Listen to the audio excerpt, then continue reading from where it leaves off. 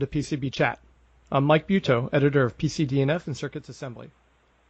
Our sponsor today is PCB West, the leading trade show for electronics design, fabrication, and assembly, coming this September to the Santa Clara Convention Center. Learn more at PCBWest.com. And I'd like to remind listeners that PCB Chat is now available on Spotify.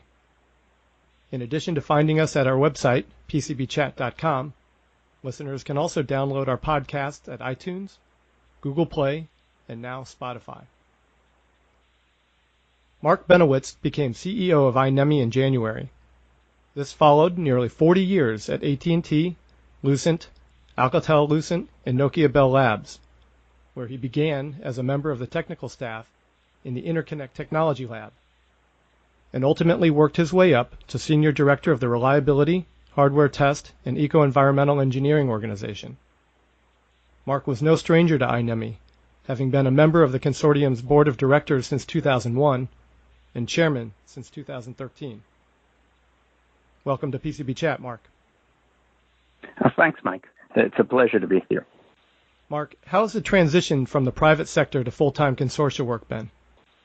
It's like a coin. It has two heads. It's been interesting from a perspective of having a career working for very large firms, and you have the infrastructure of a large firm behind you, whether it's IT, whether it's HR, whether it's procurement, and you can go on, and then going to work for essentially as a small company. So that's the, let's say, the physical adjustment. But the exciting part is being on the other side, being on the consortia side and having the experience being on the industrial side and seeing what it takes to provide the value that we need to provide to our members, and hearing the perspective of all the members. So I've got the personal adjustment going to a small company, but the exciting adjustment and being able to provide even broader impact. So let me follow up on that for a moment. As a member, what was your perspective of iNEMI? I guess the single most value that we had seen from a Bell Labs perspective was the collaboration. And being able to collaborate with not only the singular experts, because the individuals from the members are experts in themselves, but get the perspectives of the different firms that make up the supply chain today. In today's world, there's very little evidence of organizations being totally vertically integrated. I come from the legacy of what was AT&T, which was truly vertically integrated. But today, we all work through a distributed network or a distributed supply chain. And being able to do projects collaboratively with the full ecosystem or the full supply chain, sort of like a virtual vertical, is so much value. It allows you to have all the key players on the team working together to address the challenges we see together. Now, I would imagine that having been on the board for years and, in fact, the chairman for the last couple of years prior to stepping into the chief executive role, it probably made the transition a bit easier. What do you see as your main role now as CEO of iNEMI? Or do you look at yourself as being the evangelist in chief? It's a cute name, evangelist in chief. I've never thought of it that way. I'd say, so first of all, yes, I think it was easier having the perspective of being involved with iNEMI and being on the board for some period now. In terms of the role, I believe my role is ensuring that we provide, and I said it before, it's all about membership value. We're a nonprofit. We only exist for our membership.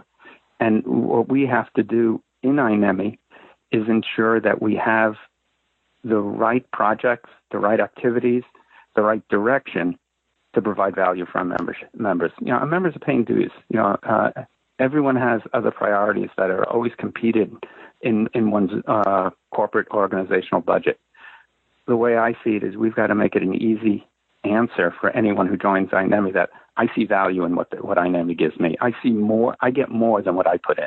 And that's really what I see my job is, ensuring every member gets more out than what they put in. Now that you've had a couple quarters under your belt, you've probably had a chance to get more than knee-deep into some of the work projects that are going on, including ones that you may not have been particularly involved in as a board member.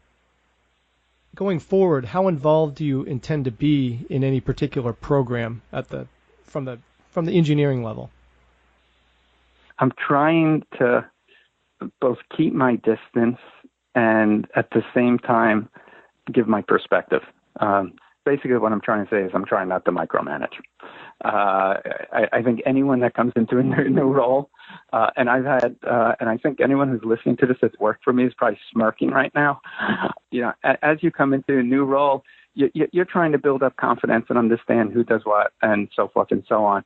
So I think, at least my experience, for better or worse, I tend to lean a little closer than farther, but I've really been conscious trying to stay just beyond the line of micromanaging. And I think I've been pretty good at it so far in iNEMI, because there is a breadth of projects. There are clearly some that I know about because I came from as a member and we were involved in them. Those are dangerous territory for me because I sometimes get a little too close. And there are some few that are I consider pet projects that I was very much involved in. So the answer to the question is, it's the members that drive the projects. And I got to remember, I'm not a member anymore. I have an opinion, but I'm not a member anymore. Maybe that's a fair way of saying it. I worked for years with Dieter Bergman at IPC, and Dieter, who came from industry and then became technical director of IPC, also drove many of the early programs in IPC's history. And it was a little bit difficult, I think, for him to ever step back and let the members actually drive some of the projects. I won't say it's trying, but as recently as yesterday, I was on a call about some projects, and actually some of the people participating were some former colleagues of mine from my prior life. And I had to remember I can't use the word we. We did this because I'm no longer we. It's now you. And I've got to separate that out. I am trying to consciously remember that I'm not an industry member anymore. I'm driving the consortia. And again, I am doing it in the perspective as I have an opinion, but you as members, what do you think about this? And I'll be pushed on it because it's been 40 years from the industry side. It's I'm the end of August now, so I've been on approximately 8 months. So I think I have a little leeway here and adjustments still to make, but it is the members. It's not me to invent the projects. I can influence, but it's really the membership that needs to drive. So that's a personal challenge. What can you tell us about some of the projects that iNEMI has prioritized for the next couple of years? I'm going to reverse your question a little in terms of prioritize.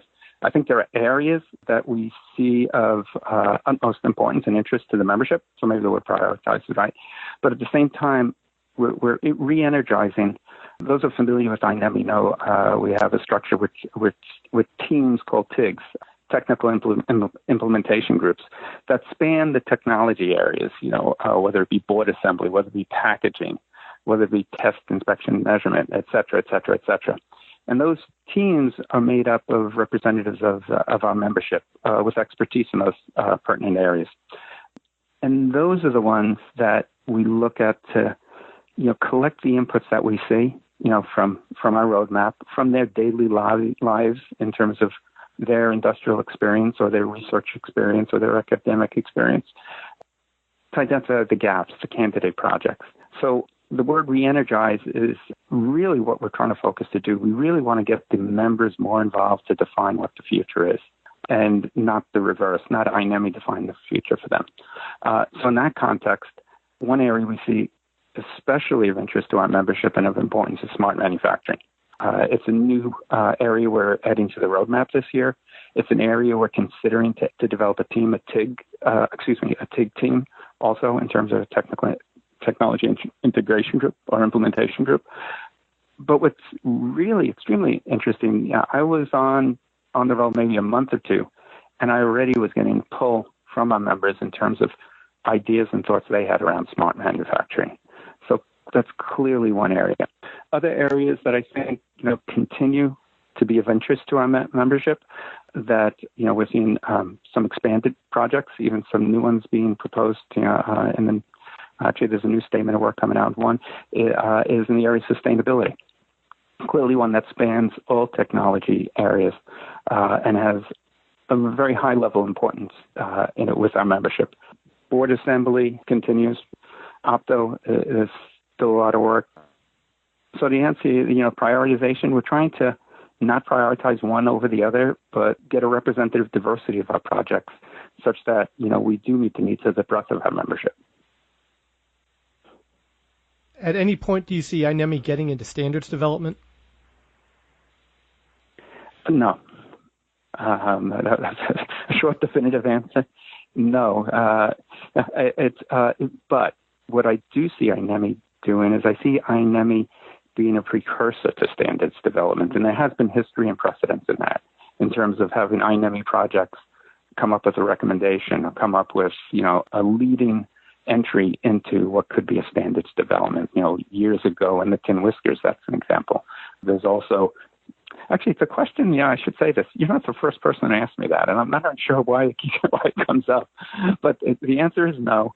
But I do see the value of having the membership themselves somewhat organically identify gaps in standards or gaps in areas that could lead to a potential standards activity. Now, iNEMI is made up of many of the key OEMs in the industry, not just North American, but in Europe and Asia as well at this point. However, I do know that turnover remains an issue in any consortium, and maintaining that continuity can always be a struggle. As such, how does iNEMI remain relevant year in and year out? So that's the challenge for any organization, and iNEMI is no different than any other organization in that context. What we try to do, and actually what we're trying to do more aggressively, is listen to our members, and not listen passively, but listen actively. Part of that is, as I mentioned before, the re-energizing the TIGs and having good, solid participation on members across the breadth of the technology areas. So we do know what the needs are from a technology point of view, what the challenges are.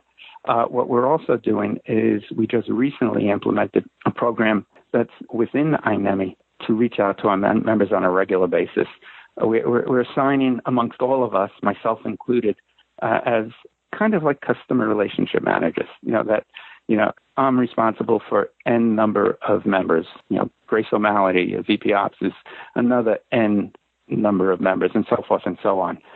So we've sort of divided up the membership among the iNEMI, a subset of the iNEMI staff, and we reach out to our members on a regular basis, to the key stakeholders, the champions, and the like, to engage in a conversation. What's working, what's not working, where do you see things going, where do you see needing us to do something different, and so forth and so on. It's really creating an intimacy between iNEMI as an organization and our members to understand where they see value, where they see a gap in value, or or even better, where they see things working well and just continue or do more of that. So it is, being relevant is important. And as I said earlier when you asked me, the underlying foundation here is membership value.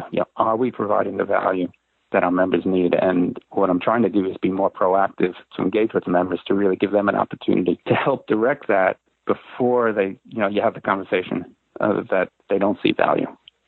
So I'm trying to maintain them being of solid value on an ongoing basis.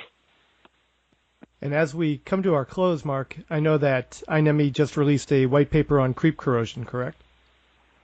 Yeah, let me warn you, that was one of the projects I was close to. that was a topic very dear and near to me. And I know you have some webinars coming up, including one on board assembly materials for harsh environments. Yes. On September 6th. Yeah, I think those are great examples, being able to, hit high priority topics to our membership, but also to engage the broader industry, to engage them in these activities, members and non-members alike. So, Mark, where would people that want more information about iNEMI's current slate of projects go? Oh, definitely just go on the website. There's no shortage of information on the calendar, of projects, and also calendar of events, whether we're having webinars, workshops, or the like. The other thing I'd suggest, which we're trying to get, we are getting more aggressive on, is leveraging LinkedIn. Encourage you to, I think the comment is to follow iNEMI on LinkedIn, and then you'll see the relevant announcements with respect to webinars, workshops, project initiations and the like. Thank you. And that website is inemi.org, correct? Yeah. Great. Well, that's about all the time we have today. I want to thank my guest, Marc Benowitz of iNEMI, and I'd like to thank our sponsor, PCB West, taking place September 11th to 13th at the Santa Clara Convention Center. This has been PCB Chat with Mike Buetow. Have a nice day.